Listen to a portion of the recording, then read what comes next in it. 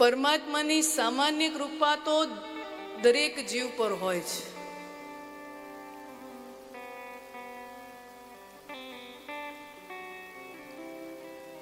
आप थोड़ा यूं प्रस्थान करेंगे, मेरे को ऐसा लग रहा है उघराणी पे आए. उघराणी नहीं समझेंगे आप, वो हम समझते हैं. हम तो माथे उभा तो हम लगे उघराणी आए. थोड़ा यूं यूं सामने आ जाए तो मुझे लगेगा आप सुनने आए हैं.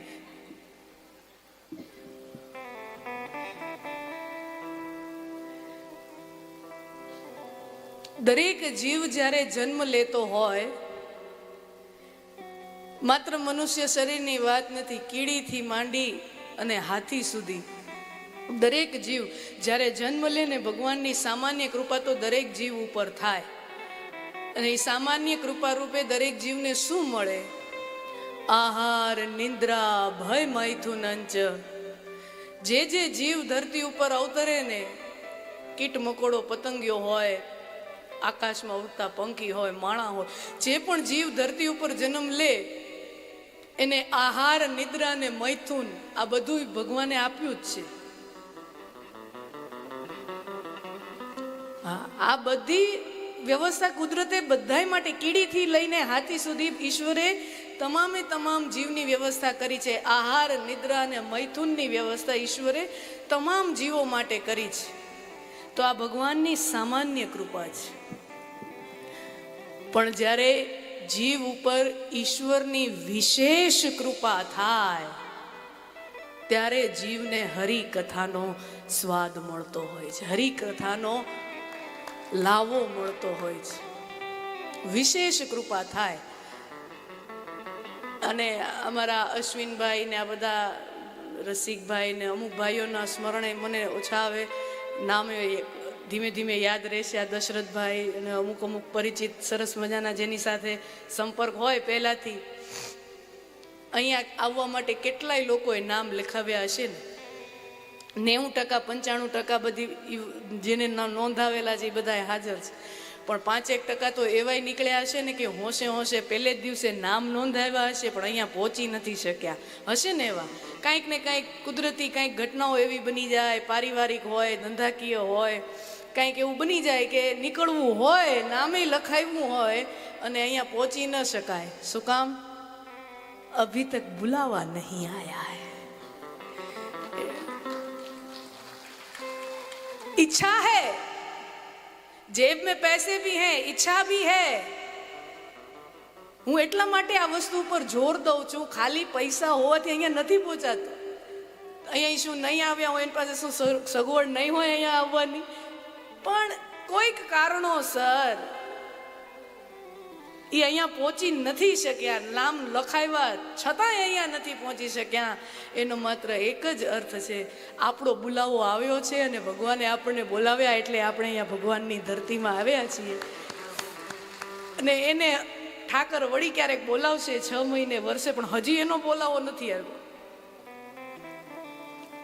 સબ લિખા જાતા હૈ, સબ કુછ લિખા ગયા હૈ, કોણ આએગા. અહીંયા છે ને, સાચું કહું, હું જ્યારે પણ કથા કરતી હું, મને તો અનુભવ થયો છે.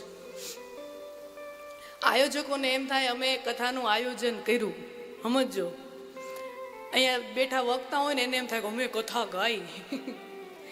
સાંભળવા વાળાને એમ થાય કે અમે કથા સાંભળવાનું પુણ્ય મળ્યું. પણ મારો અનુભવ છે ને, બહુ વિનમ્રતાપૂર્વક હું કહું છું, આપણે કોઈ કાંઈ કરતા નથી, આપણું ગજું નથી. કરે છે ઈ, કરાવે છે ઈ, પણ ઈ એટલો ઉદાર છે કે કંકોત્રીમાં નામ મારા ને તમારા છાપી નાખે છે, પત્રિકામાં નામ મારા ને તમારા છાપી નાખે છે. બાકી કરાવવા વાળો ઈ છે, ગાવા વાળો, બોલવા વાળો ઈ છે, સાંભળવા વાળો ઈ છે. આ તો ઓના જેવું તમે જોજો, મેળા હોય ને, શ્રાવણ મહિનાના મેળા હોય, અમારે તો કચ્છ કાઠિયાવાડમાં તો બહુ મેળાઓ ભરાય, તમારા વિસ્તારોમાં થતા હશે. મેળા હોય ને તો 5-6 વર્ષનું ટાબરિયું હોય ને, એટલે પપ્પાની આંગળી પકડીને, મમ્મીની આંગળી પકડીને મેળામાં જાય. અને પછી કોઈ રમકડાની દુકાન હોય એટલે રમકડા રાખેલા હોય, અને છોકરાને એક રમકડું ગમે એટલે પિતા તરીકેનો ભાવ હોય, મારા દીકરાને રમકડું ગમ્યું એટલે દો. દુકાનવાળા કે આના કેટલા આપવાના? તો કે 500 રૂપિયા. ઓકે, 500 રૂપિયા. બોલો, બિલમાં કોનું નામ લખવાનું? એટલે બાપને એમ થાય કે રમકડા વાળી વાત છે, રમકડામાં નામ, બિલમાં નામ મારા ચિંટુનું લખી નાખો, મારા કનૈયાનું, મારા લાલાનું નામ લખી નાખો. એટલે પોતાના દીકરાના નામનું બિલ લખાવે. સમજા? હવે તમે કહો, એ 5 વર્ષનું છોકરું ક્યાંય 500 રૂપિયા કમાવા ગયું હતું? હે, કમાવા તો એનો પિતા ગયો છે ને. એ 5 વર્ષનો છોકરો ક્યાંય કમાવા ગયો છે? છતાંય એના પિતાનો પ્રેમ એવો છે કે મારા દીકરાનું નામ બિલ ઉપર લખો. એટલે કરે છે પિતા, પણ નામ એના દીકરાનું લખી નાખે છે. એમ આ આયોજન પરમાત્મા શ્રી કૃષ્ણ સ્વયં કરે છે. પત્રિકામાં નામ મારું તમારું લખાવી નાખે છે.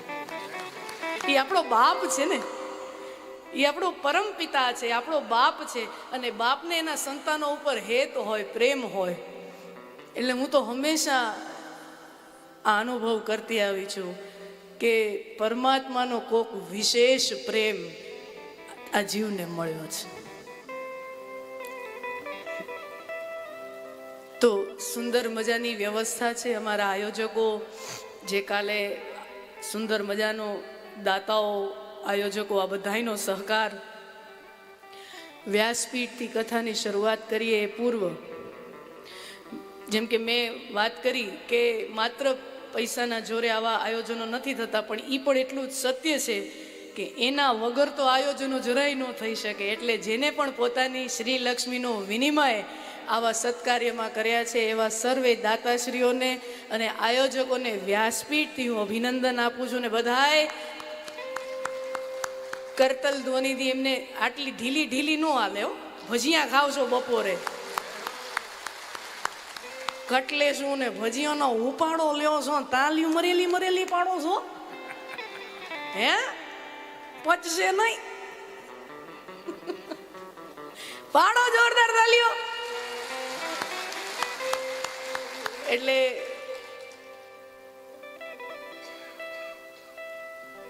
આ આયોજકો છે ને, ઉજાગરા કરીને આયોજનો કરતા હોય ને, એમાં તમે ખાલી તાલીઓનો ગડગડાટ એકવાર કરી દો ને તો એના શરીરમાં આમ તરવરાટ આવી જાય. સમજ્યા? એના શરીરમાં થનગનાટ આવી જાય.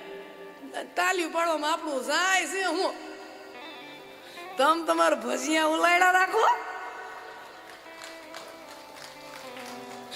હે, એટલે એમને પણ ખૂબ ખૂબ સાધુવાદ, અભિનંદન. અને વ્યવસ્થા પણ બહુ સુંદર મજાની છે. રહેવાની વ્યવસ્થા હોય, ભોજનની વ્યવસ્થા હોય, કે અહીંયા બેઠક વ્યવસ્થા હોય, વ્યવસ્થા બહુ સુંદર છે. આમાં 35 વર્ષથી ઓછા કેટલા આંગળી ઊંચી કરજો, ઓછા જઈ છે. હું કરું કેટલા હા, બરોબર. હવે તમારા આયોજકોની સંમતિ હોય, વડીલોનો સંમતિ હોય, તો આ પેલી 2 રો ભલે જે પણ આયોજકો હોય કે મુખ્ય દાતાશ્રીઓ હોય એના માટે 2 રો આપણે એમના માટે રિઝર્વ રાખી. ત્રીજી લાઈનમાં એ બધા 35 વર્ષથી નીચેનો ને બધા એ ગોઠવા. એનું કારણ છે, વગર કારણે હું નથી કરતી. કારણ છે આ કથા એને પહોંચવી જોઈએ. પેલા સમજો, આ કથા એને પહોંચવી જોઈએ. કારણ કે એની પાસે હજી 50 વર્ષનું આયુષ્ય છે. એની પાસે હજી જીવન સુધારવાની તક છે. એની પાસે હજી ભક્તિમાં પગલાં માંડવાની તક છે. એની પાસે મોટું એક 50 વર્ષનું આયુષ્ય હજી સામે ઊભું છે. 40 વર્ષનું આયુષ્ય એની સામે ઊભું છે. અને આ આપણે તો હવે 2000 વર્ષ બાકી હોય. હું બહુ કદાચ આ ઘણી વખત શું છે, સ્પષ્ટ વક્તા બનવાનો અમુક ગેરફાયદો છે, પણ હું બહુ દ્રઢપણે માનું છું કે જે ભક્તિ યુવાનીના સમયમાં શરૂ ન થઈ શકે. સમજો, ભક્તિની યાત્રા યુવાનીના સમયમાં શરૂ ન થઈ શકે તો એ જીવનમાં ક્યારેય શરૂ થઈ શકતી નથી. હું બહુ દ્રઢપણે માનું છું અને મારા જાત અનુભવથી માનું છું મારી આજુબાજુના સમાજના વાતાવરણથી એ જાણું છું ને બહુ દ્રઢપણે આ વસ્તુને માનું છું. મેં ઘણા એવા 70 વર્ષના 80 વર્ષના 60 વર્ષના વડીલોને જોયા છે. એને ભજનમાં રસ ન હોય, ભક્તિમાં રસ ન હોય, એ બેઠા હોય પણ એ 12 વાગવાની રાહ જોતા હોય.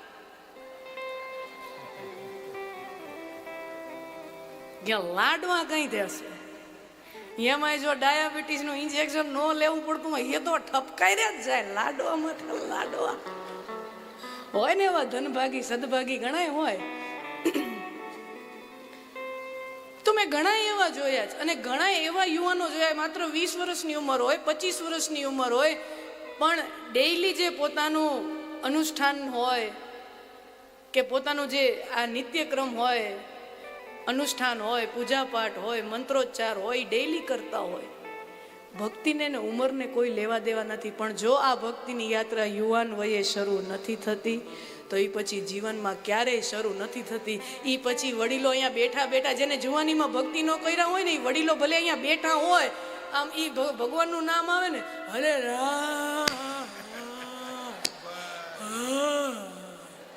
એ રામ બોલવા મોઢું ખોલે ને ત્યાં બગાહું આવે. એનું કારણ એને જુવાનીમાં ક્યારે રામનું નામ લીધું નથી, તો હવે ગઢપણે એને રામનું નામ લેવામાં રસ ન આવે.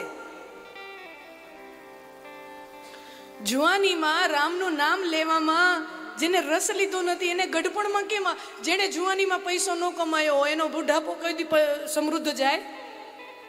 તમે તો વેપારીઓ છો ને બધા, આ તો સામાન્ય વાત છે ને. પૈસો કમાવાની ઉંમર કઈ? જેને યુવાનીમાં, આ તો સંસ્કૃતમાં વિધાન છે, જે યુવાનીમાં રૂપવાન ન હોય ને જીવનમાં ક્યારેય રૂપવાન ન બની શકે. સમજો, કારણ કે પછી તો સાપરા ખાલી થવાના હોય ને. જુવાનીમાં જ જો જે માણસ રૂપાળો ન હોય એ કોઈ દી રૂપાળો થઈ શકે જીવનમાં? જે વ્યક્તિ યુવાનીમાં રૂપાળો નથી એ જીવનમાં પછી તો ક્યારેય રૂપાળો થઈ શકવાનો નથી. જે વ્યક્તિ યુવાનીમાં ધન કમાતો નથી એ પછી જીવનમાં ક્યારેય પૈસાવાળો થઈ શકવાનો નથી. અને જે વ્યક્તિ યુવાનીમાં ભક્તિ ધર્મ કરતો નથી એ પણ જીવનમાં ક્યારેય ભક્તિ કરી શકતો નથી. એટલે ત્રીજી ચોથી રોમાં મારું વ્યાસપીઠનું આવેદન નિવેદન એ સમજીને 30-35 વર્ષના, કારણ કે મારી ઈચ્છા એ છે કે એ ઝોલા ન ખાય ને એના સુધી આ કથા પહોંચે. અને આ સ્કૂલમાં ભણતા હોય તો ખબર હોય, પેલી બેન્ચમાં બેઠા હોય ને એ જાગ્રત હોય, કારણ કે શિક્ષકનું મોઢું સામું જ હોય એને. એટલે પેલી બેન્ચમાં જે નિશાળીઓ બેઠો હોય ને એને ધ્યાનથી ભણવું પડે ને. વાયેલા તો તમે તમારું મોજ જ કરતા હોય. એટલે આ કથા યુવાનો સુધી પહોંચે અને એના જીવનમાં પરિવર્તન આવે, એના હૃદયમાં શ્રી કૃષ્ણ બિરાજમાન થાય, એક જ માત્ર હેતુ.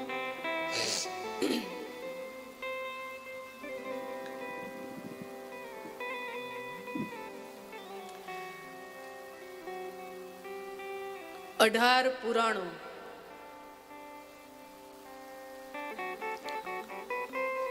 4 વેદો, 6 શાસ્ત્રો,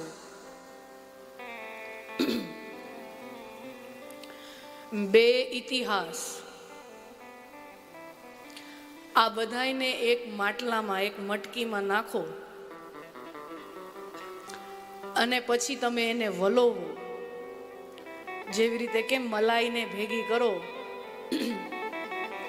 અને પછી તમે એને મથો, એનું મંથન કરો, દધી મંથન, અને પછી એમાંથી નવનીત માખણ નીકળે અને માખણમાંથી નવનીત ઘી નીકળે. એમ 4 વેદો, 18 પુરાણો, 6 શાસ્ત્રો, 2 ઇતિહાસ અને ઉપનિષદો, આ બધાને એક મટકીમાં રાખવામાં આવે અને પછી એને એનું મંથન કરવામાં આવે. એટલે એનું વિચાર મંથન કરવામાં આવે, એને મથવામાં આવે તો એમાંથી જે નવનીત પ્રગટ થાય છે, એમાંથી જે અમૂલ્ય અર્ક પ્રગટ થાય છે, એ છે શ્રીમદ ભાગવત મહાપુરાણની આ દિવ્ય કથા.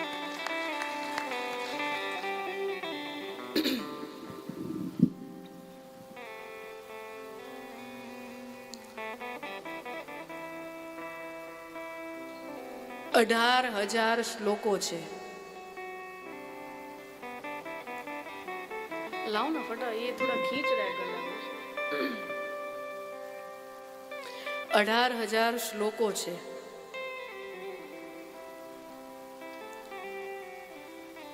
12 સ્કંધ છે. 335 અધ્યાય છે.